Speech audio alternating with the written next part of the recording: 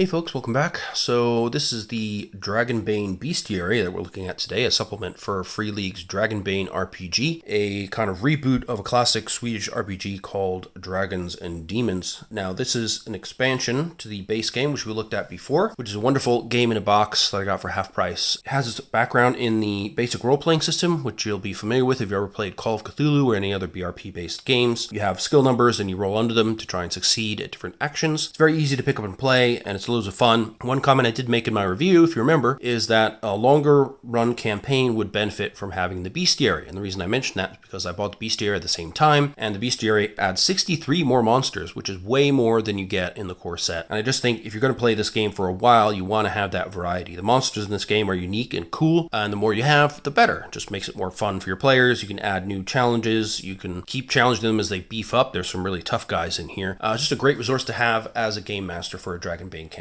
So what do you get inside? It's about 150 pages, this book. There's lovely art throughout, as you can see. It says you have from cat people to chimeras, fairies to frog people, hippogriffs to hydras, and much more. There's 63 wondrous creatures for player characters to encounter. They're all brought to life in text and art, as well as a random encounter and a seed for a complete adventure. There are also 9 new playable kin, each with their own unique abilities, so a little bit for the players there as well. So there's a lot of content in here. And the price was reasonable from Free League in the sale, of course, but also if you buy it at full price from Free League, it's about £32, and you get a free PDF. And again, if you buy a bundle of stuff from Free League, they give you a bundle discount, which will usually defray the cost of shipping. If you buy it from your friendly local game store, you can expect a little bit less. The online retailers here in the UK, you can get it for around £26 or £27, depending on where you shop. So very reasonable, and it adds a lot to your Dragonbane campaign. So without any further ado, we'll dive right in. So on the end papers, we have cute / slightly creepy looking mini dragon thing standing on a skull with roots growing through its eye sockets. Very cool. And here in the contents, you can see we've got our new Nightkin, we've got Rarekin, then we've got insectoids, trolls, giants, beasts, undead, dragons, and demons. Here we have some real high tier enemies, but there's some tough guys scattered throughout. And of course we have some that are basically NPC monsters, so they have the more basic stats. And then we have the fully fledged monsters that get the tables of interesting attacks as well. So now if you want to roll up a random playable kin, then you will get this expanded list here. You've got humans, halflings, dwarves, elves, mallards, wolfkin. Those are in the core rule set. Now we have orcs, ogres, goblins, hobgoblins, frog people, carkyons, cat people, lizard people, and satyrs. So very cool, and they all have their own abilities as well, just like the kin in the core books. So the Nightkin, these are people that are uncomfortable in the sunlight, and everyone regards them as servants of darkness and minions of evil. That seems to be kind of a generalization according to the discussion here, but they do tend to be a short-tempered lot. A lot of killing and burning does happen. So we got goblins here. Now these can also function as a player character ability of resilient. So for 1 willpower point, they can withstand all kinds of hardships. By activating this ability, you get a boon on a con roll for resisting poison or disease, or can make camp without rolling bushcraft. In addition, you can always eat raw food without falling ill. No willpower points required. And we have some sample stat blocks here. We have a scout and a warrior who we might encounter. The scouts have a short bow and short sword, just typical leather armor, not too threatening. The warriors have studded leather, a little bit better armor, and they have a long spear, which does substantially more damage, and they have a higher skill level as well than the sword for the scout. They do not count as monsters, but they count as NPCs. They're nocturnal, so if they're in sunlight, they get a bane on all rolls and suffer d6 damage per stretch. Thick clouds, dense foliage, or full cover clothing will negate the effects of that. You also get a sample random encounter here, which can be thrown into a campaign at any point, and a little seed for an adventure involving goblins. I won't be spoiling those, just pass through them quickly. Now we got hobgoblins. So these guys also are non-monsters. They're ordinary NPCs. They're also nocturnal with the same rules as the goblins, and they can also be a player character kin, and if so, they have the ability Fearless. Willpower points cost is 2, and hobgoblins are stalwart individuals who are not easily phased. Hobgoblin can activate this ability to automatically succeed with a will roll for resisting fear. The ability must be activated before any roll is made. And we have 3 stat blocks for NPC enemies: the scout, short bow and dagger. With leather armor, we have the fighter with studded leather armor, a short spear, and a small shield. We have then the thief with a higher movement at 12, and they have sneaking, sleight of hand, spot hidden skills, and they can use a dagger and a sling. So they're not very damaging, but they are much sneakier and faster. So pretty cool.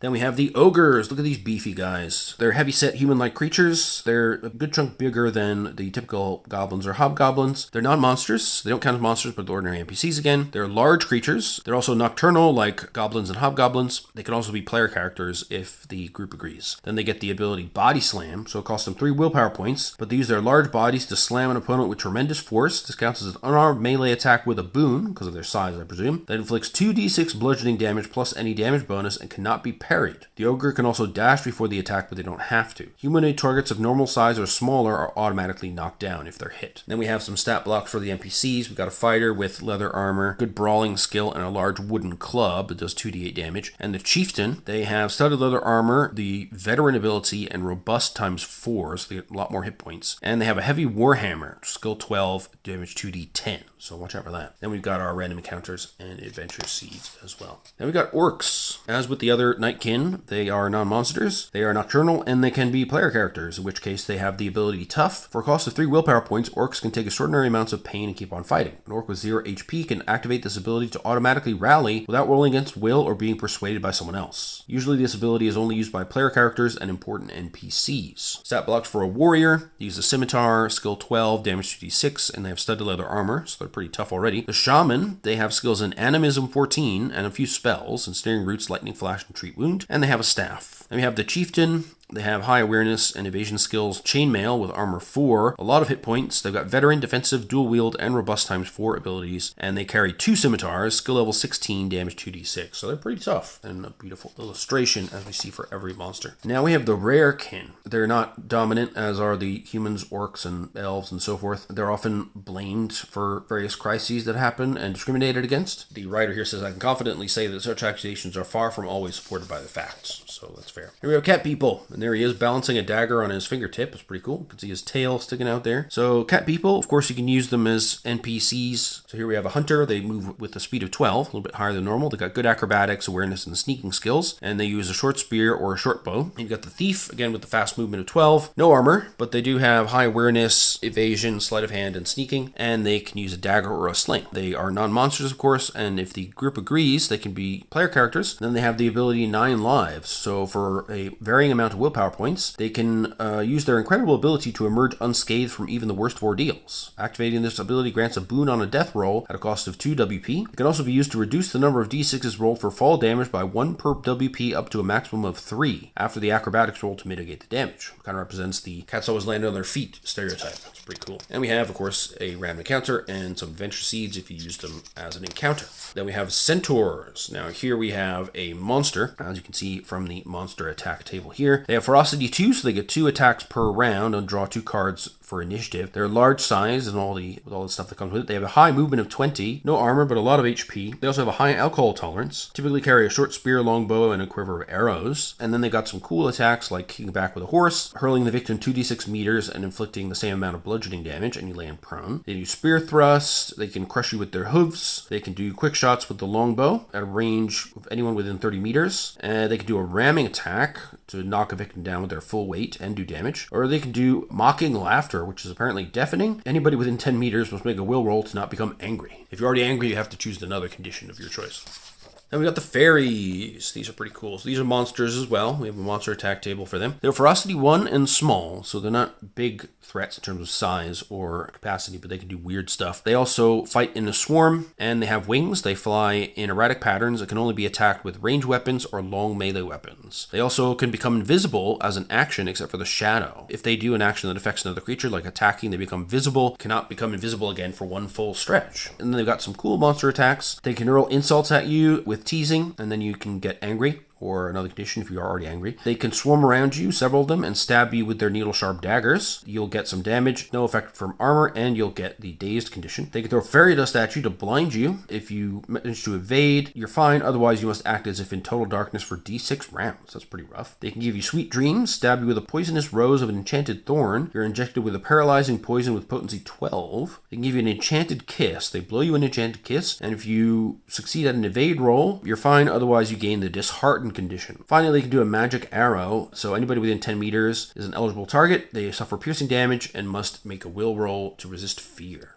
So they've got fear-causing arrows. And very beautiful illustration. They've got the frog people, so they're very cute. These are NPCs that can also be player kin if the group agrees. And we've got 2 stat blocks for encounters. The hunter, we've got leather armor, a short spear, and a short bow with some acrobatics, a pretty high rating. And the shaman, who's skilled in animism, healing, and has spells like Animal Whisperer, Ensnaring Roots, Lightning Flash, Treat Wound, and Sleep, and uses a staff. If they are used a player character, they have the ability Leaping, so for 3 willpower points, you can jump as far as their movement rating horizontally or half their movement rating vertically. No acrobatics roll is required, and you can end the jump with a melee attack, which then gets a boon. The illustrations are just peerless whenever Johan Egerkrantz is involved. Then we have Harpies. These are monsters that fly in a swarm. They got Frosty 1. They're normal size, unlike the fairies. They flock together. All attacks with weapons that are not long get a bane to the roll, so a bit easier to hit than the fairies, presumably because of their size. They can attack you with a threatening cackle, so you must make a will roll to resist fear. They can do a coordinated attack with 2d6 slashing damage, and they can lift you from the air and then drop you from a height of d3 plus 3 meters. They attack the person wearing the most metal. They can also throw rocks and other junk from afar for bludgeoning damage. They can try and gouge out your eyes with their claws, and if you get hit, you take lots of damage and you get blinded and act as if in total darkness for one stretch. They can mass attack and attack a number of player characters within 10 meters equal to the number of individual harpies. Or they can do an excrement attack. They open their cloacas and release a rain of vomit and excrement on player characters. Everyone within 10 meters must choose a condition, but you can parry it if you have a shield. I think these are in the basic set, but they're here again anyway. Now we have the Karkions. Check out these dudes here. Lone wanderers are united in a common hunt for the demons that laid waste to their own world thousands and thousands of years ago. We have NPC stat blocks for them. So the Scholar has a high movement of 12, no armor, but a lot of WP with 14. Got awareness 14, beast lore 14, languages 14, myths and legends 14, so they're known to be quite old and have a lot of knowledge. They also have good spot hidden, and they can use a short sword and a short bow. Then we have the Mage, who uses animism. They can use the spells Birdsong, Cook Food, Animal Whisperer, Banish, Engulfing Forest, Heal Wound, Lightning Bolt, and Sleep. And they carry a staff, of course. If you choose to allow them as player characters, then they have the ability Wings. So for 1 willpower point, the bat-like wings allow it to move freely through the air at the same speed on foot at the cost of 1 willpower point per round. So you can stay aloft, which is often very handy in a combat in any fantasy game, really. Then we got Lizard People. So these, again, are NPCs, not monsters, and they can be player characters as well. You can see one hanging by his foot and prehensile tail. 4 stat blocks for these guys. We've got the Hunter, got a lot of movement, good evasion and sneaking. They use a short bow and dagger. We have the Fighter, who has still no armor, but good awareness, a little bit less evade and sneaking, but they have better weapons with a short spear and sling. We have the Mage, who is an animist, and they carry a knife. Spells like Animal Whisperer, Banish, Lightning Flash, Heal Wound, Engulfing Forest, etc. Then we have Merchants, so they are good at bartering and bluffing and persuasion, typically carry just a knife. So they're not more threatening types. And I love that the names are Cluck Hiss Hiss, Cluck Gersh, Cluck Gur Gur,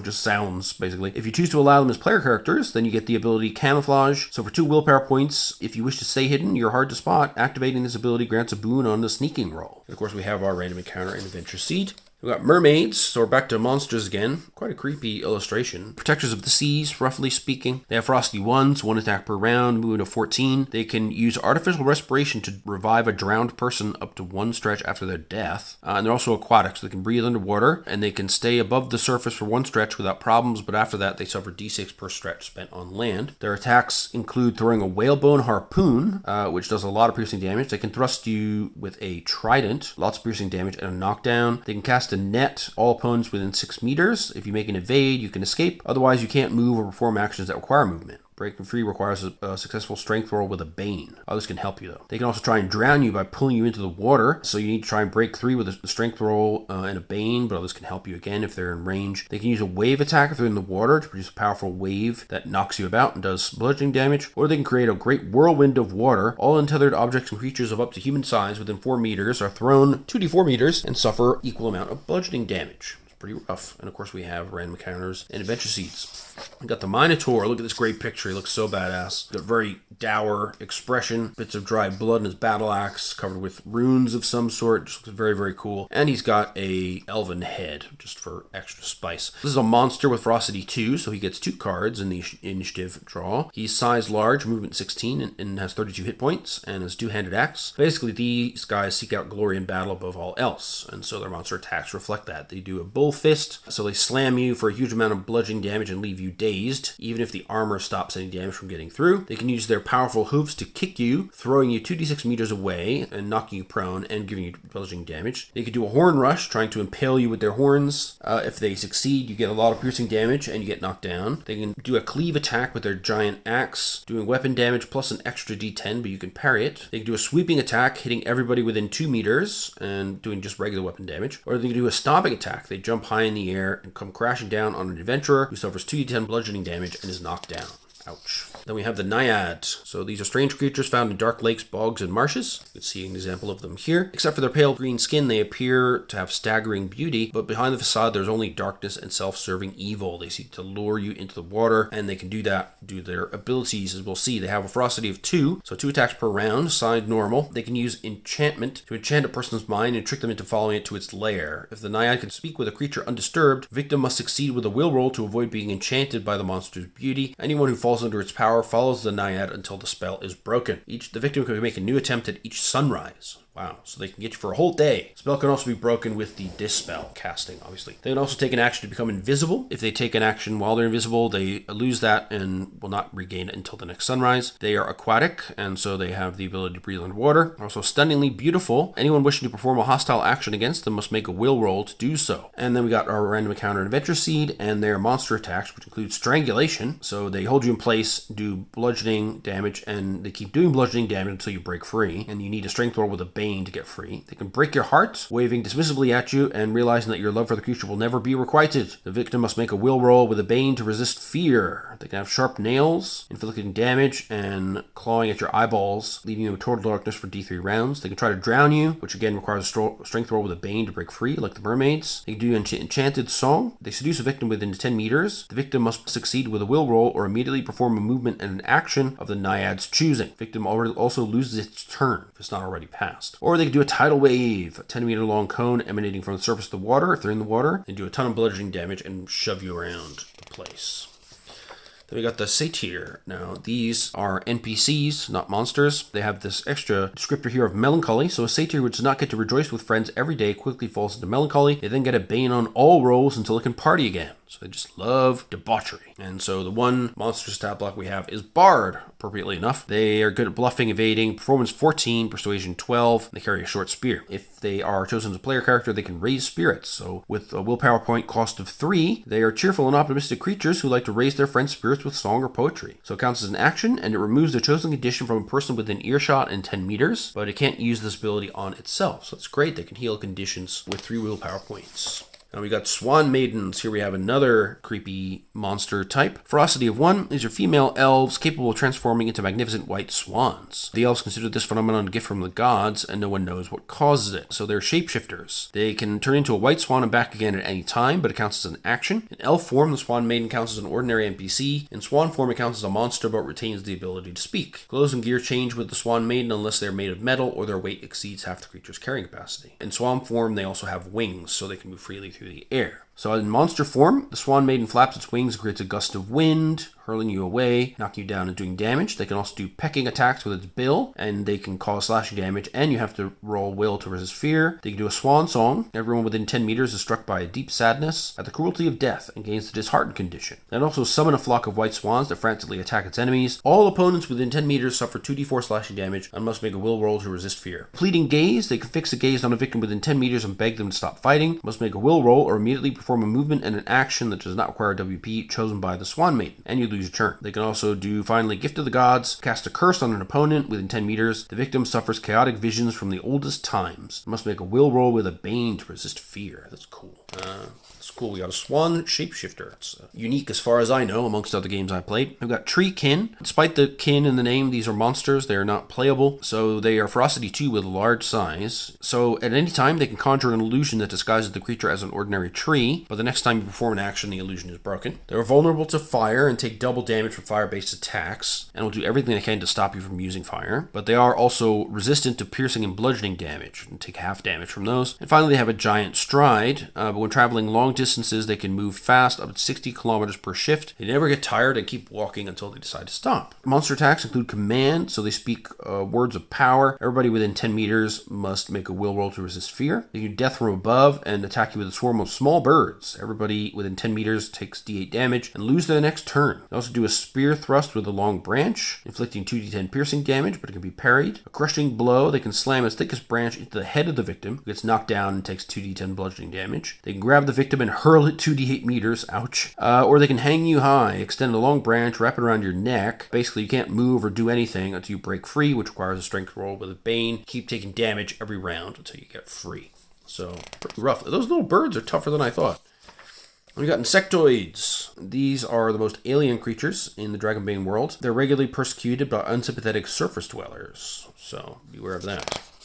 Ant people, got some pet beetles. The ant people are categorized as monsters with ferocity 1, size small, movement 14. Ant people may choose their initiative cards freely instead of drawing randomly as long as they do not fight alone, so they're best fighting in a group. Their monster attacks include a painful bite, inflicting slashing damage, and a paralyzing poison with potency 9, a sword of bronze with d10 slashing damage, a wrestling attack, try to wrestle you to the ground with their extra legs. You need a strength roll to break free, but you don't have a Bane on that one because they're tiny. They can also rub their antennae together and release an electric charge. It does d8 damage without any armor protection, and if you're holding anything in your hands, you drop it. You spasm. They do a confusing dance. Round and round it dances, and the victim must make a will roll with a Bane, not an action, to avoid being dazed. They can do a healing kiss. They can use its mandibles to clean the wounds of one of its family members participating in the fight, and then that recovers them d8 HP. We've got Beetlekin. Look at this guy. He looks fierce. They're ferocity 1, but size normal, so bigger than the ants. Armor of 6, quite significant, and they can dig. They're always counted as having a shovel, which halves the time spent when they're digging something. Their attacks include a clobbering blow, so they hit you with a rock-hard claw. For bludgeoning damage, a double strike. They can attack you with both their claws at once, hit by 2 slashing attacks. They can bite you with their mandibles, giving you damage and a paralyzing poison with potency 9. Surprise kick, push you away and give you bludgeoning damage and knock you down. They can spit corrosive acid, inflicting damage, no protection from your armor. And finally, a shattering shriek. They let out a shriek so high-pitched it becomes inaudible. All victims within 10 meters become dazed and must make a will roll to resist fear. Great. The Spiderkin, gross. So they're normal sized, thankfully, and much bigger, and it'd be quite terrifying. So they have ferocity 2, 2 attacks per round, movement 16, quite fast, and 28 HP. They have many eyes, so they can never be surprised. If you try to sneak around them, you must roll with a Bane. They can climb any surface as quickly as they can move on the ground, and they can spin magical webs in which they collect dreams and prophecies that get caught like flies in ordinary webs. They interpret these fragments of information to predict and shape the future in their favor. They will demand magical items in exchange for their knowledge of the future, however. If you do get into a fight with them, they have a poison bite, d10 damage, and a paralyzing poison with potency 12. Too many eyes! Oh my god. You notice that, then you get all victims within 10 meters must make a will roll to resist fear. Probably best used at the beginning of the battle. Ominous vision. So a sparkle in the creature's eyes shows one a chaotic reflected vision of the victim's ominous future. And again, you make a will roll with a Bane to resist fear, but it's just one target within 10 meters. They can do a poisonous sting, d8 piercing damage, and a victim who suffers at least 1 point is injected with a paralyzing poison with potency 12. You can parry this attack. You can shoot a sticky web. Breaking free requires a successful strength roll that counts as an action. And they have hypnotizing eyes. So if you succeed with a will roll, you're fine. Otherwise, you must immediately perform a movement and an action that doesn't require WP as determined by the spider creature. The victim also loses its turn if it's not already passed. Ooh.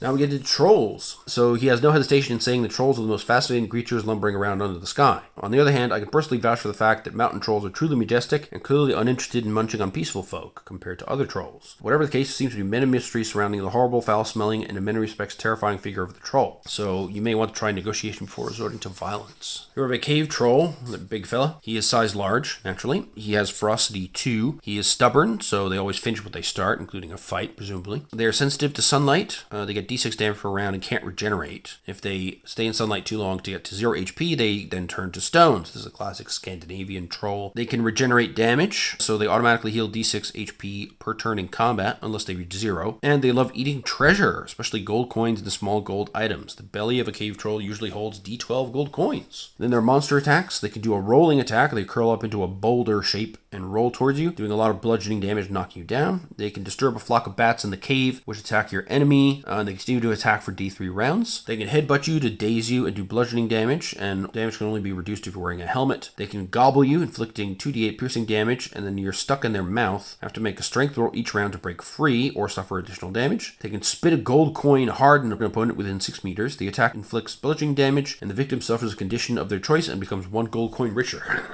Finally, they can troll throw. They lift an enemy over the head and toss them like a ragdoll 2d8 meters in a random direction, bludgeoning damage and knocking them prone. Very cool. We have the forest troll. Looks very different. We can see them standing on the body of what looks like a vanquished hobgoblin, perhaps. So they've got Ferocity 2, sized large, and a lot of traits here. So they're impulsive, they are impatient, and rarely think before they act. They draw an extra initiative card at the beginning of each round and keep the 2 lowest. They never wait or dodge. Greedy, they collect everything that glitters. The more treasures it has, the more status it has among its kin. This also means the forest troll may fall victim to his own greed and be induced to spare an opponent if gold is offered in exchange. It's sensitive to the sunlight in the same way as cave trolls. They can regenerate the same way. In a forest, they can blend in with the surroundings, making them invisible. It appears like a large moss-covered rock or a fallen tree trunk. And they can do it at any time, and they're invisible as long as they stay still. They also have an overwhelming stench of musty old forest and damp rotten wood. Anyone who comes within 10 meters must make a con roll, not an action, to avoid being dazed. And we got some cool attacks. They can uproot, they grab a tree, yank it from the ground, and bring it down your opponent. 2 victims within 2 meters of each other suffer 3d6 bludgeoning damage and are knocked down. They have a troll blade, a sharp stone knife drawn from their belt, and they slash at an enemy. Automatically hit a gap, meaning you get no armor benefits. That's harsh. They also have rotten breath. Anybody within 4 meters can be attacked with it. The victim becomes sickly and must succeed with a con roll with a bane or lose their turn in the round. They can also lure you into a sinkhole that suddenly opens. Succeed with an acrobatics roll to climb back up. You can do a stomping attack, stomping wildly at all opponents within 2 meters, inflicting bludgeoning damage, knocking you down. And they can also bludgeon you with a club, a ton of bludgeoning damage, and become dazed. So they're pretty powerful. And that stinking breath is a real pain if you lose your action. Then we've got the mountain trolls, again looking very different as a staff there, as if it were a shaman of some sort. They've got Ferocity 1, sized large, movement 10, and HP 42. They are sensitive to sunlight like other trolls. Heal more rapidly, D8 HP per turn. And they have memories of ages past. So they have skill level 18 in languages, myths, and legends. Their troll staff allows it to cast all magic tricks under general magic, as well as divination, farsight, longstrider, and scrying. All the spells can be cast at power level 3. And the staff has 12 WP that reset every dawn. The staff is bound to the mountain troll's soul and loses its ability to regain WP if it's taken away. Then we have some cool monster attacks. 100 Years of Solitude. If you're within 10 meters, they fix their gaze on you and you become overcome with loneliness and sadness. Become disheartened automatically, and then you must succeed with a will roll or lose your turn in the round. They do a horn thrust, giving you 2d10 bludgeoning damage and knocking you down. Entangling Roots. They call forth roots from the ground and ensnare a player within 10 meters. They need to break free with a strength roll. A Memory Lapse. They can draw a strange rune in the air. All enemies within 20 meters and in line of sight must make a will roll to look away. On a failure, they forget what they were going to do and lose their turn. They can also dig into their pocket and take out a fistful of mushroom powder. They blow the powder at a player character who must make a will roll with a boon to resist fear. Finally, they have a Swooping Blow. They swing its staff in a circle. All enemies within 2 meters suffer 2d6 bludgeoning damage and are knocked down. Then we get into the giants. So they are but faded remnants of what they once were, apparently. They used to play an important role in the olden times as a kind of balancing force between the dragons and the demons. Today's giants roam our world with strides as heavy as their minds. They usually live as lone wanderers or in small families based in inaccessible wilderness areas. So we've got first the forest giant, smaller than the other of its kin, sometimes mistaken for trolls, but they're still large. Ferocity 1, loads of hit points of 56, and they're friends to all animals in the forest. If anyone hurts an animal within a shift's walk of the giant, it immediately senses this and seeks out the perpetrator. They can blend in with the surroundings at any time and become invisible as long as they remain still. Then they have some vicious monster attacks. They can get their gnawing friends. Small animals swarm out of the forest, defend their friend. Anyone within 10 meters of the forest giant suffers 2d6 slashing damage and is knocked down. They can swing a wooden club over its head and deliver a devastating blow with 4d8 bludgeoning damage and knock you down. They can body tackle with full force, inflicting 4d6 bludgeoning damage, knock you down, and make you dazed. They can do a bear hug, inflict a ton of damage with no armor protection, and you lose your turn. They can grab you and throw you over their shoulder, flying 2d8 meters and suffering an equal amount of bludgeoning damage and land prone. Or they can conjure snaring roots from the ground, entangling all opponents within 10 meters. You get d6 damage with no armor protection, and you can't move or do any movement-related actions. You need to strength roll to break free. Of course, we have our random encounters and adventure seeds. Then we got the mountain giant. So they're bigger. They're huge rather than large, but still ferocity 1, just 1 attack. They're short-sighted, and any sneaking roll to get past them or hide from them is made with a boon, so that's handy. And then they have some brutal attacks. The crushing blow, 4d10 bludgeoning damage, and knocks you down. Where did you go? The giant short-sightedness causes it to lose sight of the player characters for a moment. It clumps around and shouts to them to come forward. All player characters must make a sneaking roll. If everyone succeeds, they may exit combat or perform the next attack as a sneak attack. The first person to fail becomes the giant's next target. Oops. They also do stomping attacks. They try to crush all opponents within 2 meters. 3d6 bludgeoning damage and knocks you down. They can do a sweeping blow with 2d10 bludgeoning damage for anybody within 6 meters and knocking you down. They get fed up, grab you, and stuff them into a sack. 2d6 bludgeoning damage, and you can't move or perform actions. The victim or somebody else must have a slashing weapon to get out and roll against the weapon skill with a bane. Try and cut through the bag. They can also grab a large rock and throw it at you if you're within 10 meters. You get 3d10 bludgeoning damage and get knocked down. So they're pretty tough, these guys. We got the sea giant.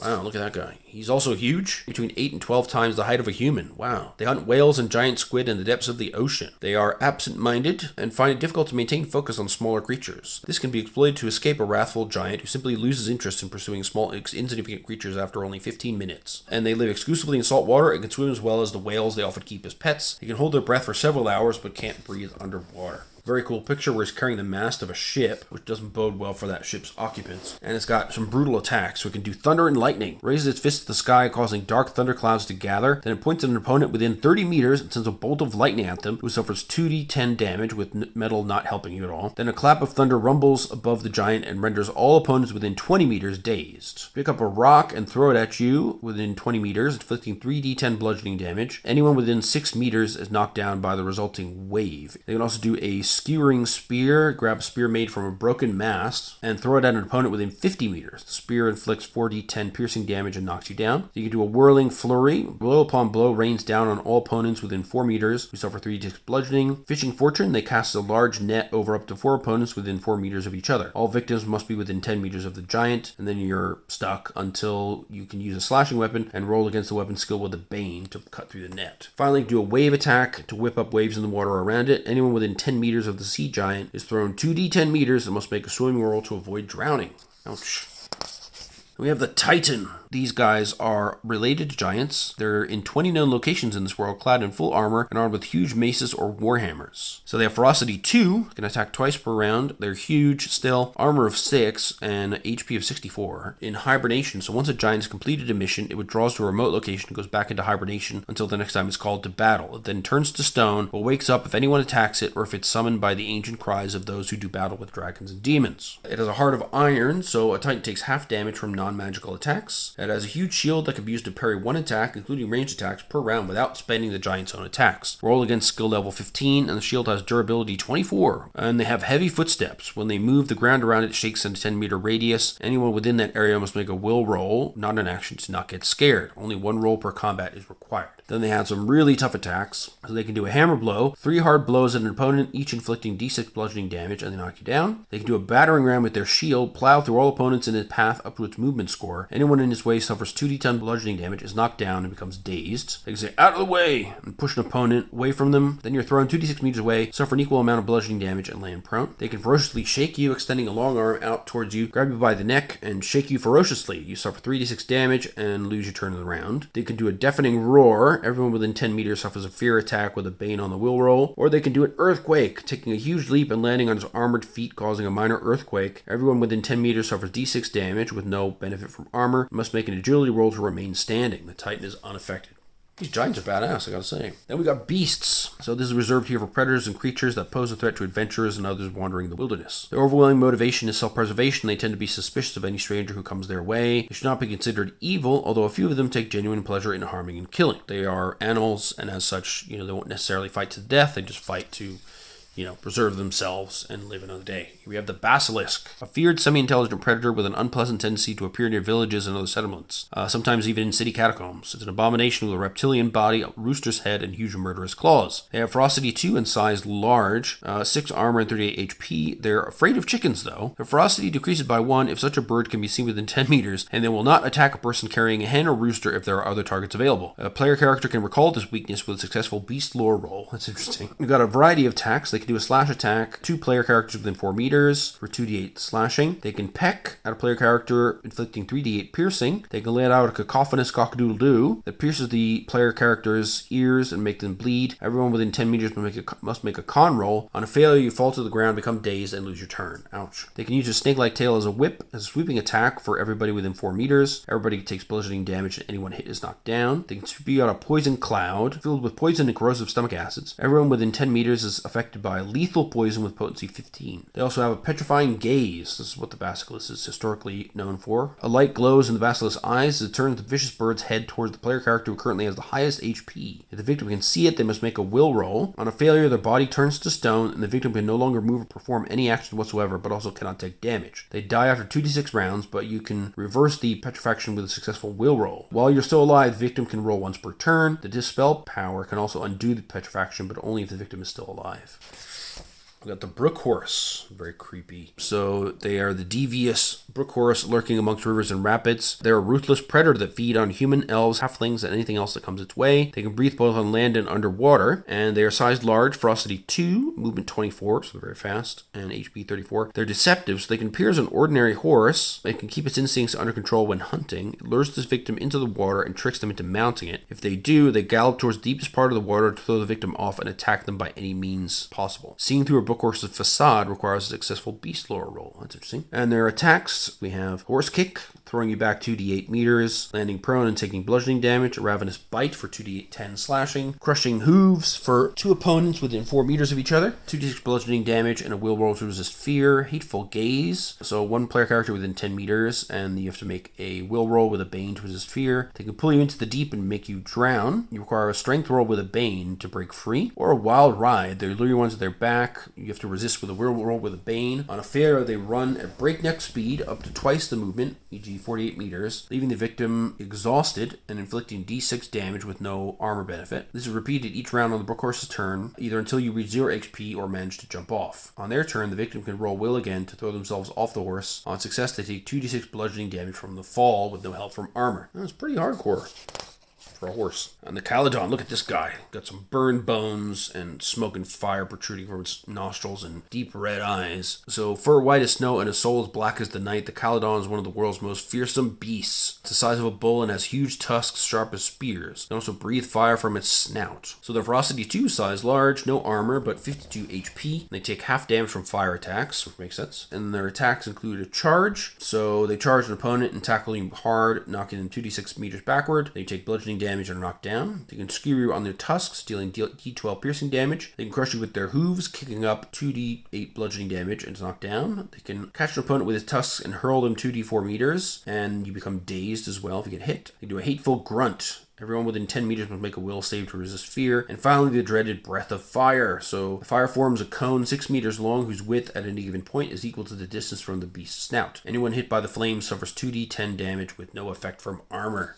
Yikes, get cooked in your plate armor. And we got the Chimera, another classical mythical creature. You can see he's got a snake tail, a goat head, dragon head, all mixed together. Likely created by magically merging at least 3 common animals. It has the front body of a lion, the head and hindquarters of a goat, and a poisonous snake for a tail. Ferocity 3, it's got 3 different bodies mixed together. Size is large, no armor, but HP 42. Got 3 pairs of eyes and are hard to surprise, so any attempt to use sneaking is rolled with a bane. Then we got the monster attacks. They can use their claws to do 2d8 slashing damage and knock you down. They can use the lion jaws to bite you for 2d10 slashing. The goat head can headbutt you, deals 2d6 bludgeoning damage and leaves you dazed. The snake can bite you, lashing out at an opponent within 4 meters and giving you d8 piercing damage. And if you take any damage, you're also injected with a lethal poison with potency 15. They can also pounce on an opponent and direct all its attacks at the unfortunate victim, so you get 2d10 slashing damage, 2d6 bludgeoning damage, and d8 piercing damage. Armor protects against each of these. If the piercing damage penetrates, you also get the lethal poison from the snake. Finally, they can do a cacophony. Anyone within 10 meters must make a will roll to resist fear from the noise.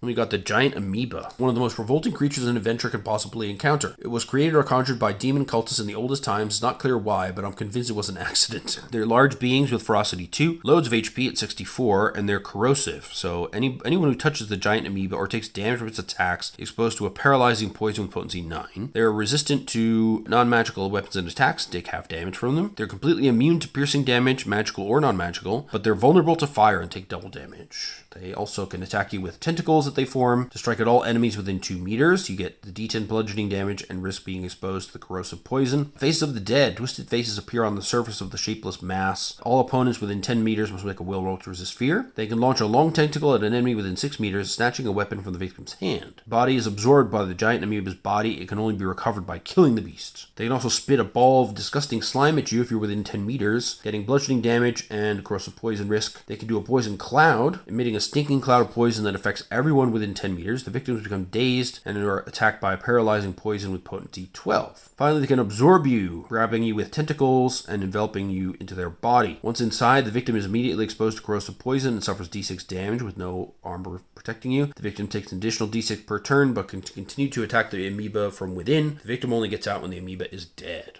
Wow. So there's a race against time there. Look at the giant octopus. Look at this guy. Very cool. Typically found in large bodies of water. They are size large. Ferocity 4. They got a lot of tentacles to hit you with. They've also got armor of 3 and HP 32, so they're pretty tough to kill. Also got 3 hearts. Dragon rolls have no effect against this monster. It's also elastic. It can stretch its body and pass through openings as narrow as 10 centimeters. It also has resistance to bludgeoning attacks and takes only half damage. For its attacks, it can disarm, launching a long tentacle at you within 6 meters and snatch a weapon from your hand. It can do a crushing embrace if you're within 6 meters and try to squeeze the life out of you. It does continual damage until you manage to break free, which is a strength roll with a bane, but others can help you. They can slam a tentacle if you're within 6 meters, inflicting 2 to 6 damage and knocking you down. They can wrap a tentacle around your leg and try to drown you. Break free with a strength roll and a bane. Others can help you. They can devour you if you're within 6 meters, and they swallow you whole. 2d6 slashing damage, and you can keep attacking from within where there's no armor. Over each round spent, you suffer d6 damage on your turn, and you only get out once the monster is dead. You can also discharge a black ink around it. All adventurers within 10 meters act as if in total darkness for d6 rounds. How cool is that?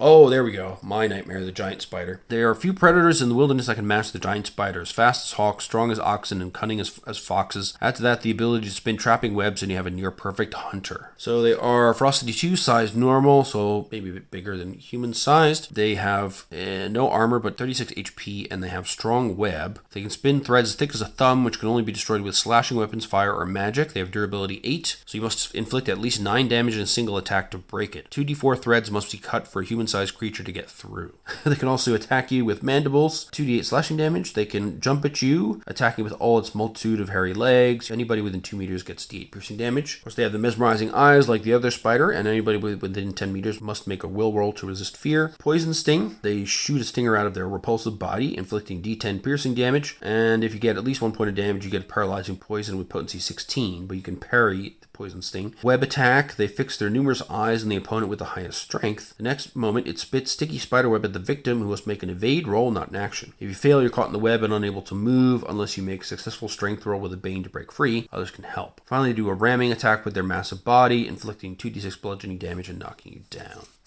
Alright, finally we're off the spider page, thank goodness. Now we've got griffins, classic mythical beast. They have ferocity 2, size large, look very majestic in the image here. Movement of 30, quite fast, and HP of 38, and they can move freely through the air thanks to their gigantic wings. Their attacks include a snapping beak, 2d8 piercing. They can do a rearing strike, d6 rapid strikes, each one inflicts d8 slashing damage. You can dodge or parry only one at a time. They can do sweeping claws, attacking all characters within 2 meters. Each victim suffers d8 slashing damage and is knocked down. There's a griffin throw. The beast grabs a player character with its beak and tosses them with a flick of its head. You get 2d6 piercing. You are thrown an equal number of meters and land prone. It uses powerful wings to create a whirlwind that blows all player characters within 6 meters away. They land prone d6 meters away and suffer the same amount of bludgeoning damage. Or they can grab you and take to the sky, and unless you dodge, they grab you and drop you from 2d6 plus 6 meters in the air. They drop you on the next turn instead of making a new monster attack, and then you take damage from the fall at that point. We have the hippogriff. So they have the front half of an enormous bird of prey and the back half of a horse. Looks a bit strange, but they are rightfully feared on battlefields all over the world. Ferocity 2, size large. They crave freedom. So if you try to tame them, you must succeed with rolls against beast lore, riding, and persuasion, all with a bane. All 3 rolls must be made in succession. A new attempt can be made only 1 year later. The hippogriff prefers to initiate combat by diving onto its opponents while screaming as loud as it can. All opponents within 20 meters when it attacks in the first round of combat must roll will to resist fear. And finally, it can fly freely with its big ass wings. For its attacks, it can do horse kicks. The victim suffers 2d6 bludgeoning damage, gets flung and knocked prone. They have a razor sharp beak for 2d8 slashing. They can do a rearing slash, 2 swift claw swipes, d8 damage each, dodge or parry one at a time. They do a wing beat, hitting all opponents within 2 meters, giving them 2d6 bludgeoning damage and knocking them down. They do a hunting call, letting out a ferocious shriek, and everybody within 20 meters must make a will roll to resist fear. Finally, they can do a long drop. They grab a player character and leap it to the air. If you don't dodge, you get lifted d6 plus 6 meters up, and on the next turn they let go, and you take damage from the fall. We got the Hydra. Ooh, look at this guy. I like that its heads are kind of knotted together, and they all look very grotesque. So they live in swamps and marshes where they mostly hunt small game to survive, but they will feast on larger prey if the opportunity arises. Interestingly, their ferocity is 1 per head, so you can choose how many heads. A typical Hydra has d3 plus 1 heads, and each head has 10 HP. To slay the monster, all of these must be severed or crushed. However, for each defeated head, 2 new ones grow out of the next stump at the start of the next round, unless the wound is burned with fire before then, for example with a torch or a spell. The player characters can realize this using a successful beast lore roll, and their HP is 10 per head, armor 3. They can bite you swiftly, 2d6 slashing damage, and infecting the victim with lethal poison with potency 12. Poison spit, one of the heads spits up poisonous saliva and spits it at an opponent within 10 meters, dealing d8 damage. If the damage exceeds the victim's armor rating, the victim is also afflicted by a lethal poison with potency 12. They can do rending claws, attack an opponent within 2 meters with sharp claws for 2d6 slashing. A tail attack, all victims within 4 meters get 2d6 bludgeoning and are knocked down. Crushing slam, they hit all opponents within 4 meters who suffer 2d6 bludgeoning and are knocked down. And finally, toxic breath, they exhale a stinking cloud of poison from one of its heads. It's a cone 6 meters long, and all victims within the cone are exposed to a lethal poison with potency 12.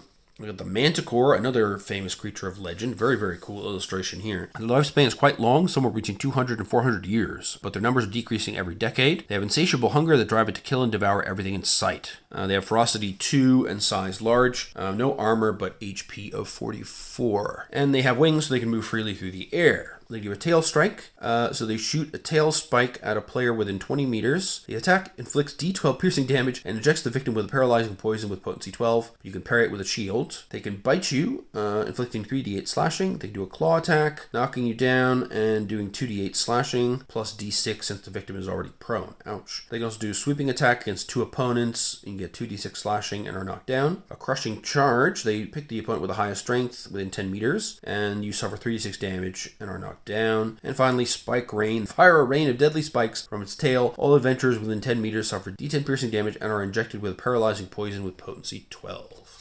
There we go. We got the Medusa, another classic. So they have ferocity 2, size of normal, no armor, but 36 HP, and they have petrifying gaze. Anybody within 30 meters of the Medusa's terrible form must make a will roll every turn, not in action, to avoid eye contact. If you fail, you turn to stone and can no longer move, but cannot take damage. You die after 2d6 rounds, but as before, with the Basilisk, you can reverse it with a successful will roll with a Bane, and while you're still alive, you can do that once per turn. The Dispel spell can be used to undo that, but only if the victim is still alive. Fighting the Medusa while trying to avoid eye contact makes it impossible to parry or dodge the monster's attack. You can use a blindfold, then you act as if in total darkness. They also take half damage from non-magical attacks, and they can move freely through the air with their wings. And then we have their attacks. So the snake bites lash out at all opponents within 2 meters. You get d8 piercing and are injected with a lethal poison with potency 12 if they do any damage to you. The snakes slither and writhe while whispering mocking insults from ages past. All opponents within 4 meters must make a will roll to resist fear. Fists of Bronze, they repeatedly strike an opponent with their fists, inflicting 2d8 bludgeoning damage. They can lunge at the opponent she considers the greatest threat, lift them d6 plus 3 meters into the air and letting them go, hoping they will be crushed by the fall. They can conjure a powerful gust of wind, so it's a 10 meter long and 10 meter wide cone thrown 2d4 meters backwards, take an equal amount of bludgeoning damage and land prone, and they can also use their petrifying gaze and persuade an opponent within 10 meters to look into their eyes. You have to make a will roll with a Bane to avoid the petrifying gaze. Ooh, that's vicious. Alright, then we have the Pegasus, another classic mythical creature. It's the subject of countless legends. It's a magnificent wild creature. Ferocity 2, size large, movement 30, and HP 32. They are peaceful, they always choose flight or fight, and only engage in combat when there's no other choice, and they can of course fly with ease. Their attacks include a horse kick. We've seen that basically before. You get flung back and land prone. They do a horse bite, get d8 bludgeoning damage, and become angry. Crushing hooves, strike at 2 opponents within 2 meters of each other, and they each get 2d6 bludgeoning damage. They can create a whirlwind with their wings that blow away all player characters within 6 meters, push d6 meters away, and suffer the same amount of bludgeoning damage. They can do a nosedive, rising majestically into the air before diving down and swooping over its enemies at tremendous speed, and all opponents within an area 4 meters wide and 30 meters long must make a will roll to resist fear. Well, that's cool. Finally, they can do a mind strike using their psychic powers and a mental attack against the opponent within 10 meters who has inflicted the most damage. You have to roll will with a bane to resist fear. Oh, that's cool.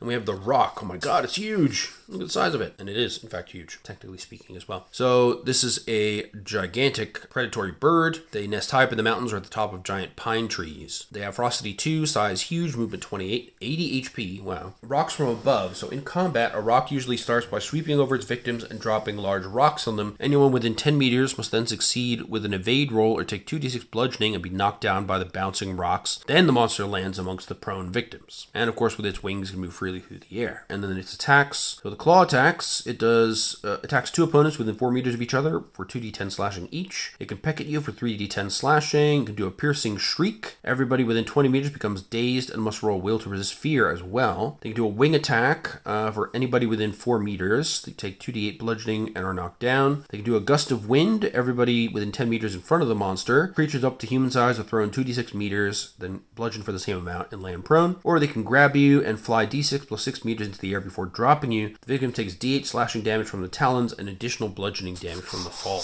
Ouch.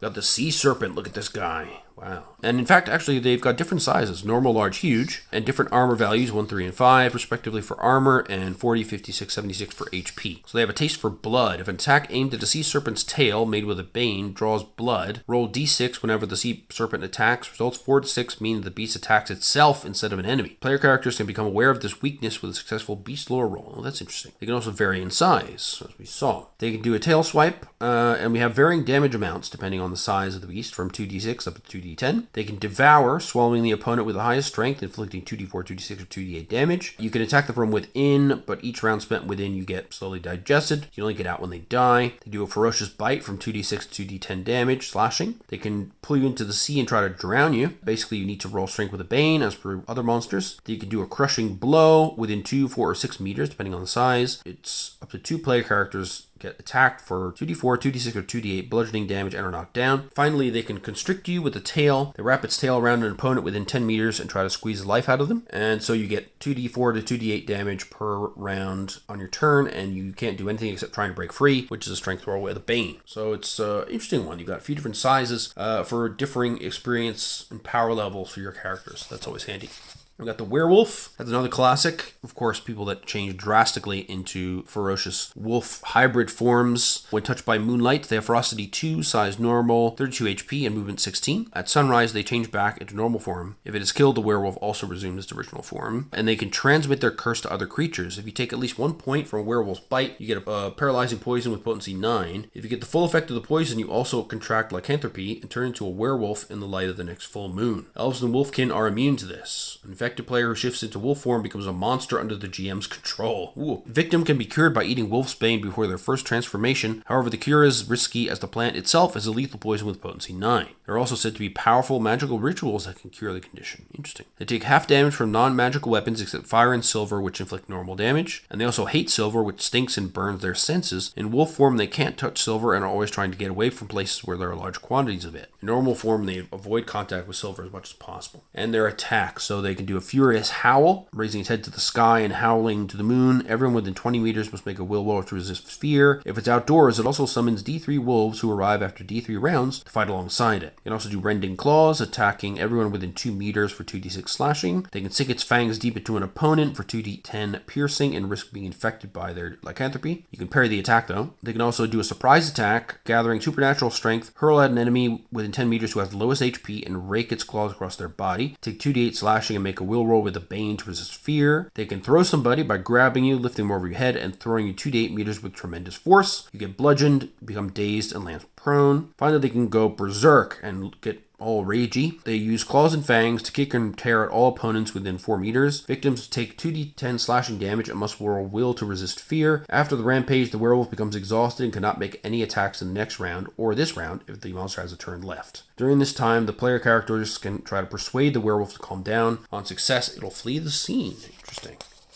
Look at the warg. Oh my god, look at this guy. So these are basically dire wolves. So gigantic wolves. They're frosty one, size normal, which means, bigger than a regular wolf. And they have heat vision. They can see the heat signature of other creatures. And all sneaking rolls against them are made with a bane. They also have a ravenous howl. Everyone within 10 meters will make a will roll to resist fear, but they don't summon other wolves. They have a stinking snort, snorting out a cloud of slime and rotting meat at anyone within 2 meters. Victims become disheartened, or in another condition if you already are. They can also deliver a bite, inflicts 2d6 piercing, and exposed to a disease with virulence 12. They can charge at full speed, inflicting d6 bludgeoning damage and knocking you down. If you don't dodge it, they immediately bite you in a second attack that deals 2d8 piercing damage. That can be parried. The attacks must be dodged or parried separately. Then you have a dash of death. Grab the least armored victim and drag it 20 meters across the battlefield. The victim takes d8 bludgeoning and cannot perform any actions except trying to break free. They keep dragging you until you either break free or die. Then they can do a death shake. They grab you, leap hold of you with their jaws, and then shake you before throwing them away. You get 2d10 piercing damage, and the victim is thrown 2d4 meters, landing prone. Ouch. Now we get to the undead. The vast majority of cases, we're talking about beings that burn with hatred for all living things, for all that feels and loves. Beings that systematically do everything in their power to destroy the object of their hatred. So we have some things we've seen before. So we have a ghost here. They're ferocity 2, size normal, 27 hit points. They're immune to all damage except magic and fire because they're immaterial. If they're defeated, they're only banished for one shift after which it returns. The only way to get rid of it permanently is to cast Purge or solve whatever problem keeps it around on the physical plane. They are persuadable, but with a bane on the roll. They have attacks like Ghost Strike, so they strike with great force, knocking you back and you land prone. The touch of death, they reach into your chest and grab your heart. You suffer 2d10 points of damage, become scared, and armor doesn't help you. They can do a ghost scream, making a terrible face and scaring the crap out of everybody within 10 meters. Make a will roll to resist fear. They have a death stare, and they tower over a player character, staring directly into their soul, see their life pass before their eyes, and are tormented by grotesque visions of all their dead friends and foes. The victim becomes scared, suffers a fear attack, and gets a bane on their will roll. They do a ghostly embrace, and suddenly appear right in front of an adventurer within 10 meters, wrapping them in a deadly embrace to smother their spark of life. 3d6 bludgeoning damage and leaving you dazed. Finally, cold strike. Grab a victim and let the icy chill of death stream into their body. Player character suffers 2d8 damage and cannot heal HP or WP until they spend one shift in a warm location. Armor has no effect. Of course, we have some random encounters and adventure seeds, which is always handy. We got ghouls who feed on human flesh. Look how gross they are. Very gross. So they eat corpses and are abominations. They're both undead and alive, in a way. They're often found near graveyards, of course. They're ferocity 1, size normal. They're half blind, so they have very poor eyesight and can't dodge any attacks. They are weak, cowardly creatures and prefer to attack in groups. If half the group is defeated, the rest will flee. They're also nocturnal, so they prefer to attack at night or under cover of darkness, and only under exceptional circumstances will they attack at daylight. Their monster attacks include vile spit. They spit out a foul-smelling liquid at somebody within 10 meters. They take d4 damage with no help from armor, become sickly, and are exposed to a disease with virulence 12. They can swing a bone from a previous meal, inflicting 2d6 bludgeoning damage. They can scratch with their claws, pinning an opponent to the ground and scratching their face and body. The victim is knocked down, suffers a fear attack, and takes d10 slashing. If the attack penetrates their victim's armor, they also contract a disease with virulence 12. They also can do a disease bite, which is similar. It doesn't knock you prone, but it does 2d8 piercing damage, and you get the disease with virulence 12 if it penetrates your armor. They can do an unnatural frenzy and tear, bite, and strike at anyone within 2 meters, and all victims suffer d8 slashing and contract a disease with virulence 12 if it gets through the armor. And finally, the Scream of the Dead. Everyone within 10 meters suffers a fear attack, and the Scream attacks another ghoul who joins the fight in the next round. We got the Living Dead, the zombies. Their ferocity 1, size normal, movement is only 6, so they're slow. It's slow zombies in this game. They take half damage from piercing weapons. You can see he's not really concerned about the arrows over here. They have a vulnerable neck. If you roll a dragon when attacking a living dead, it immediately severs its head and drops dead to the ground. That's cool. They have an undead disease, a malady that gives the living dead a semblance of life, can be transmitted to the victims they harm. The disease has virulence 12, and anyone who dies from it turns into the living dead. Monster attacks, they can headbutt you for d8 bludgeoning damage, which you can't dodge. They can claw at your face and body for d10 slashing. If you get damaged through your armor, you get exposed to the undead disease. They can bite you for d8 piercing damage, you get scared, and you're exposed to the undead disease if the damage penetrates your armor. They can vomit rotten flesh, intestines, and foul-smelling fluids at you if you're within 10 meters, and you become sickly. They can do undead embrace. You take D8 bludgeoning damage as they squeeze you and need to roll strength roll to break free. On its next turn, they'll bite the victim instead of another monster attack, inflicting 2d8 piercing damage, and you're exposed to the undead disease, and they'll continue doing this until you reach 0 HP. Overwhelming hunger, finally. Overwhelmed by its hunger, the monster lunges with unnatural speed at the nearest opponent within 10 meters, biting, chewing, ripping, and tearing in a ravenous frenzy. The victim takes 2d8 damage, is knocked down, and loses their turn. If the damage penetrates their armor, they're also exposed to the undead disease. Then we got mummies. Very cool. He's kind of striking an interesting pose here, a bit fashionable. Ferocity 2, size normal, being that they were once people. They have no internal organs and therefore take half damage from piercing weapons, but they are flammable. They can curse you if you're within 10 meters, giving you a fear attack with a bane. They can do a double strike, swinging its strong fists at up to 2 opponents within 2 meters of each other. 2d6 bludgeoning damage and are knocked down. They can open up their mouth unnaturally wide and spew a swarm of insects within 4 meters. The insects creep and crawl under clothes and armor, biting and tearing at flesh. You take d8 piercing damage with no armor effect, and you must make a will roll. Anyone who fails loses their turn. It can also grab you and throw them with its unnaturally strong arms. The victim lands 2d6 meters away and takes bludgeoning damage. They can strangulate you, and it works much like other strangulation attacks we've seen.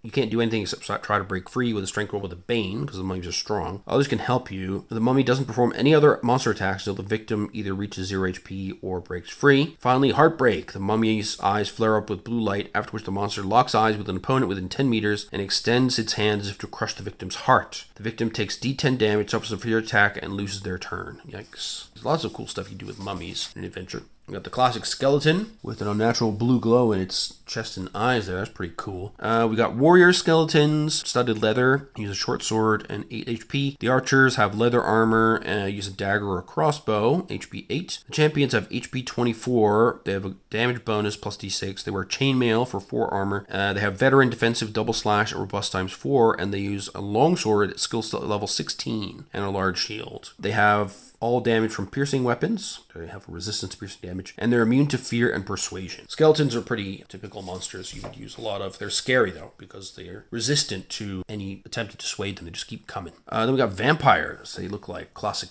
kind of Nosferatu bat-like vampires here. So they are undead, but more powerful than typical ones. They're ferocity 2s. They get 2 attacks per round. Movement 16, so they're fast, and HP 32. They only take full damage from silver weapons, magic weapons, and spells. All other damage is halved. They're vulnerable to sunlight, taking d6 damage per round, and can't do any monster attacks. If they reach 0 HP because of sunlight, they disintegrate. They can use an action to transform into a swarm of bats that immediately escape from combat, but it can only be stopped by sealing the place where the fight occurs. The vampire must then wait until the next sunset before the action can be performed again. A vampire that reaches 0 HP falls paralyzed to the ground and dissolves into mist. In mist form, the monster makes its way to its tomb, or it's restored to full HP after a shift rest. It can only be killed by sunlight, by driving a piercing weapon through its heart after reducing it to 0 HP before it dissolves. So you have to roll against a spears skill for that. It's got some cool attacks. Mocking Laughter is a fear attack. It has a forceful throw, hurling you with a natural strength 2d6 meters away and plus bludgeoning. It can dissolve into corrosive mist, wrapping itself around all opponents within 10 meters, inflicting d6 damage with no armor protection and leaving them exhausted, and then it returns to its physical form. You can do a hypnotic gaze on any opponent within 10 meters and bends them to its will. You roll will with a bane or immediately perform a movement and action not requiring WP chosen by the vampire, and you also lose your turn. They can turn to a swarm of bats and attack, so you roll in the attack table for vampire bats in the main rulebook. The swarm takes damage as normal, and all damage is transferred to the vampire. The vampire returns to his normal form on the next turn. Finally, there's Bloodthirst. They pounce on a victim and drink their blood. The victim takes d6 piercing damage, while the vampire recovers the same amount of HP, and the victim also loses d6 willpower points. The vampire continues to drink, sucking out an additional d6 HP and WP each turn. The victim becomes paralyzed and can't move or perform any actions except trying to break free, which requires a will roll with a bane.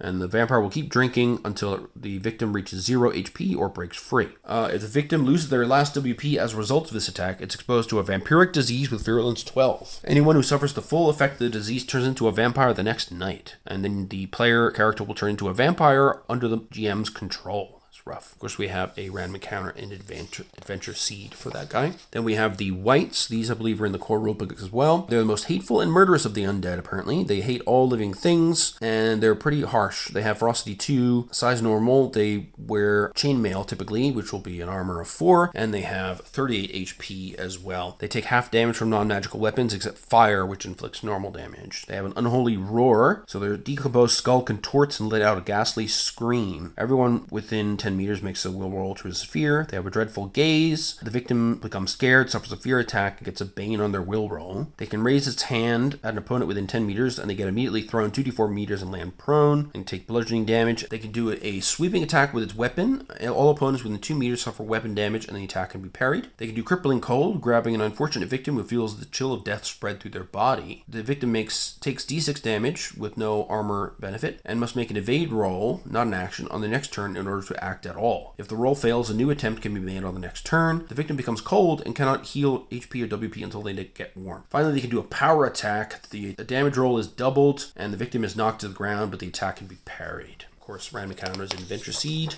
And we have the Will-o'-the-Wisp. I've always wondered why this ghostly being was named Will-o'-the-Wisp. It sounds so delightfully pleasant when in fact they're anything but. These damned entities appear to be the echoes of truly vile creatures who in life enjoyed tormenting others until they met their well-deserved demise in some marshland. So the Ferocity 2, size small, movement 16, quite fast. They're immaterial and immune to all damage except magic and fire. Defeated Will-o'-Wisp is only banished for d6 days, after which it returns. You can only defeat it permanently with a purge spell or find its remains and give them a dignified burial. So clearly that could be part of your Adventure Seed for these monsters. They can attack with a sinkhole. So a bottomless hole filled with swamp water and moss opens up under a victim within 10 meters. You have to roll Swimming with a Bane to avoid drowning, and a new roll is required each turn. Climbing out of the sinkhole requires a successful acrobatics roll with a Bane, but others can help. They can also cause nightmares, giving everyone within 10 meters nightmarish flashes of its mortal death. All victims become disheartened. They do a spectral headbutt. They channel their psychic powers and use their headbutt to give you 2d4 bludgeoning damage and knock you to the ground. They can light up their eye sockets with unholy fire, and you have to roll evade to avert your gaze. If you don't fail or don't roll, you're blinded and act as if it's in total darkness for a round. They can do a death rattle. Unholy winds carrying wails of torment and cries for salvation sweep over the creature's opponents. Everyone within 10 meters suffers a fear attack. They can also take control of an opponent within 10 meters if the opponent fails a will roll, and then you must make a movement and an action of the GM's choice, except for actions that require WP, and you lose your next turn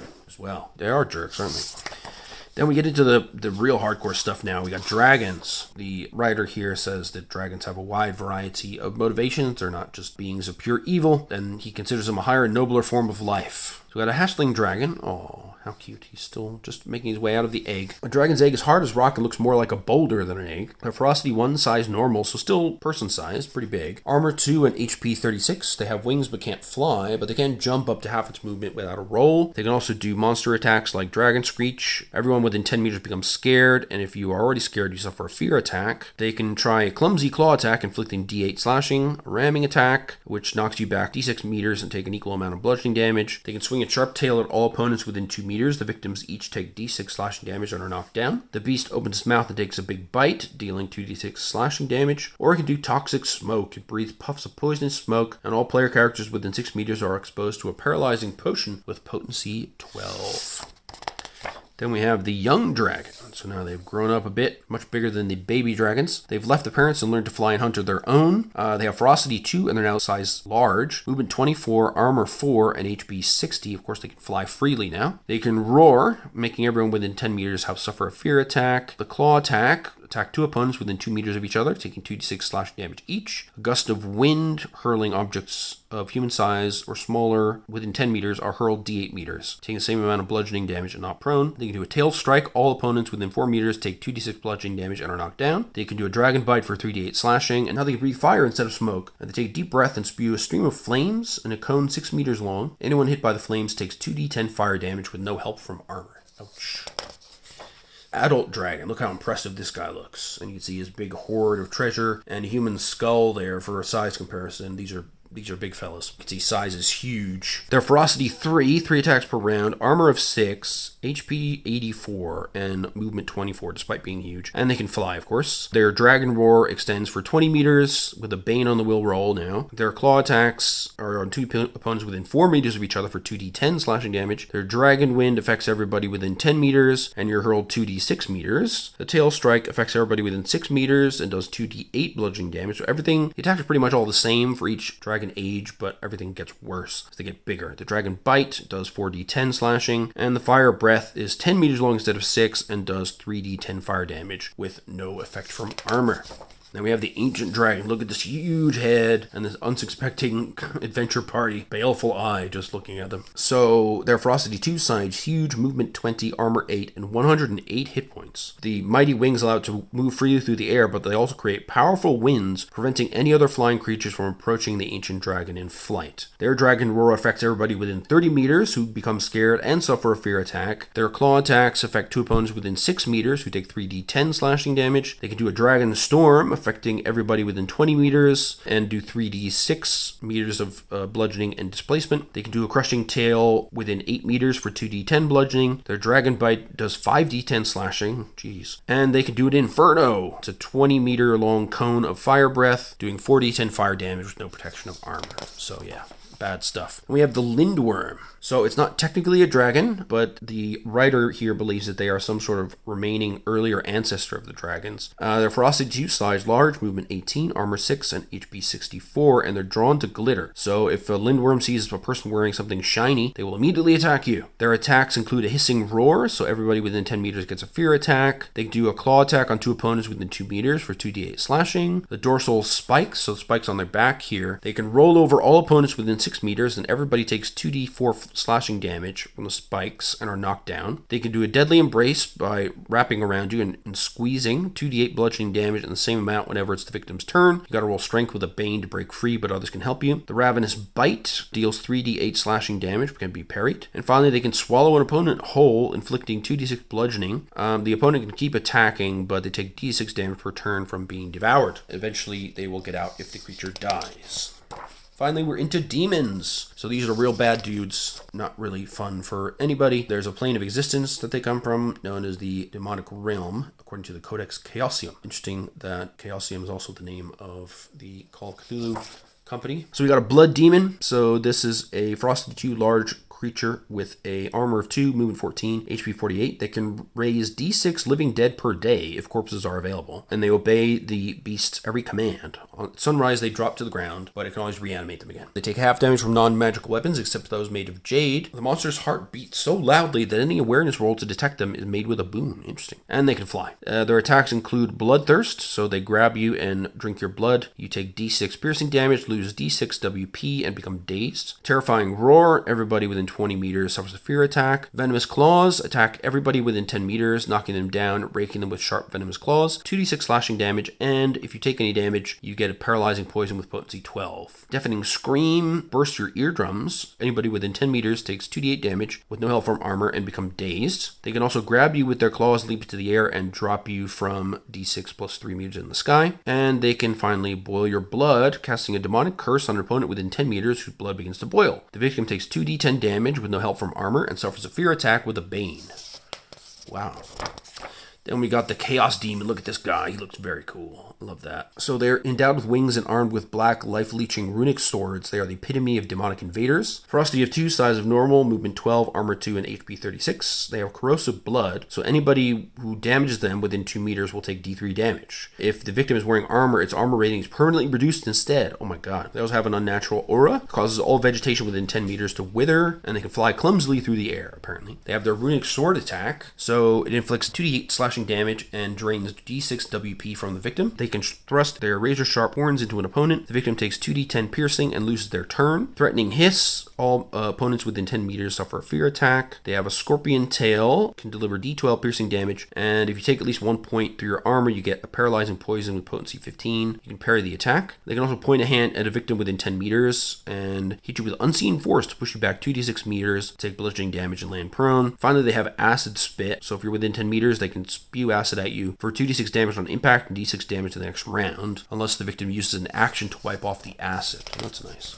We got the Fire Demon, again looking very cool, with a fiery scepter, fiery mace with a chain. I guess that's a flail if it's on a chain. So these are apparently the sort of commanders of the demons as such. Their Ferocity 2, size large, movement 18, no armor but 64 HP, and they have a scorching body. So anybody who touches them must immediately take d6 damage with no help from armor, and the extreme heat also gives all opponents a bane on melee attacks against the demon. They're immune to fire damage, but they're vulnerable to water and take double damage from water-based magic. A bucket of water thrown at a fire fire demon inflicts d10 damage. A tankard of ale or a jug of wine deals d8, and a gob of spit deals 1. Use the brawling skill to determine whether such attack hits. The fire demon can do a sweeping staff attack, sweeping its long red-hot iron staff at all opponents within 2 meters, inflicting 2d6 bludgeoning damage and d6 damage from the hot iron with no help from armor, and you're also knocked down. They can summon a swarm of burning imps that fly around taunting their opponents with vile insults, making everybody within 10 meters angry. They can swing their flail for 2d8 bludgeoning plus d8 fire damage with no help from armor, and they make you dazed. They do a fire whirl, so they whirl the flail above their head over and over, creating a fire whirl that everyone within 4 meters has to deal with. Victims take 2d8 fire damage with no help from armor and are knocked down. They do a crushing surprise kick, where they fling you back 2d6 meters. You take that bludgeoning damage as well and are knocked down. Finally, they can breathe fire in a cone 10 meters long. Anybody hit takes 2d10 fire damage with no help from armor. Of course, we have random encounters and adventure seeds as usual.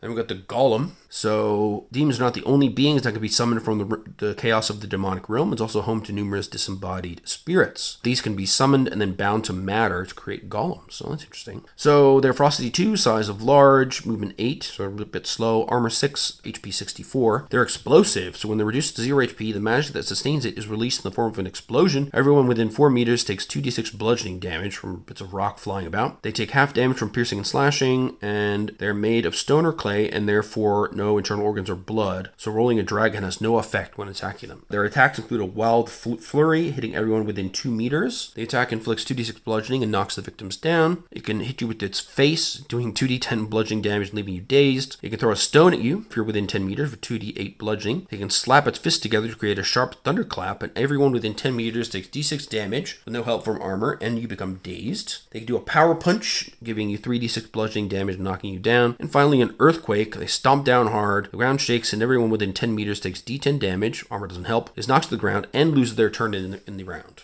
You're at the end here, folks. Then we have the Guardian Demon. Look at this guy. He's got a spiky shield and a spear and everything. So he's a smaller one, Ferocity 1, size normal, movement 14, armor 2, and HP 28. But they have a keen sense of smell, so you got a bane on sneaking rolls. And they're also coordinated, so they can pick any initiative card they want as long as they're not fighting alone. And their monster attacks include a spear sweep, knock your feet out from under you and you become dazed. They can bash you with a shield for 2d8 piercing damage and knock you down. Paralyzing spear thrust, so you get 2d10 piercing damage and a paralyzing poison with potency 12. You can be impaled on its horns for 2d10 piercing. You can be entangled with ropes that it throws at you from within 10 meters. But the rope will entangle your legs, making you trip and fall, and you need to break free with an agility roll with a bane. Others can help. They can also stick their spear in the ground and teleport to any location within 20 meters, and it does not trigger a free attack.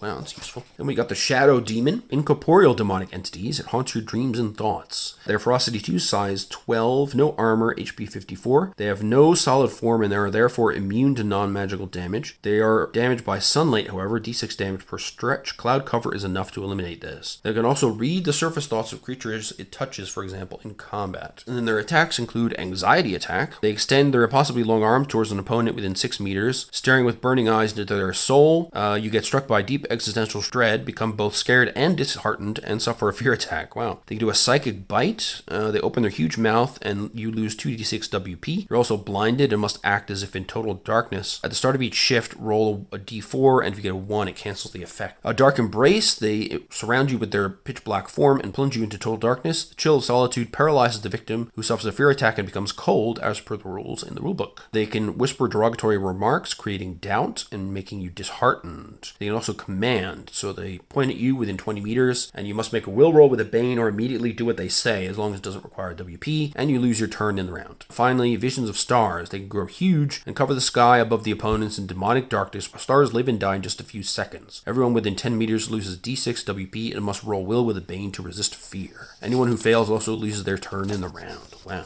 And there you go. So that is the Dragonbane Bestiary. As you can see, I think it's a really fantastic addition to your Dragonbane collection, particularly for GMs. Just gives you a tons of variety of opponents. You've got 9 new types of kin for players as well. So that's another incentive to pick it up for your campaign. I think all the monster illustrations are beautiful and evocative. I mean, the cover is fantastic. There's a ton of variety in the monsters. They're all nicely classified. So, depending on the type of environment you're in, you can just flip to the right section for the monsters you want and grab them up. So on the whole, definitely 100% worth of purchase. The price is reasonable given it's a 150-page hardcover with beautiful paper stock and that typical Free League high production quality and stitched binding. So there you go. That's the Dragonbane Bestiary. Having both this and the basic set, I feel like you have a really, really complete game. The basic set is complete, technically speaking, but with the other 63 creatures in here and the 9 new kin, it feels like it takes another step in maturity, if you like. And I'm still waiting with bated breath for the expert rules that are due to come out at some point. So we'll keep a lookout for those. As soon as they make an appearance, you'll hear me talking about them shortly afterwards, I am sure. But anyway, Dragonbane's a great game. This is a great addition to that game, and I highly recommend it to all game masters, and definitely do at least give your players access to the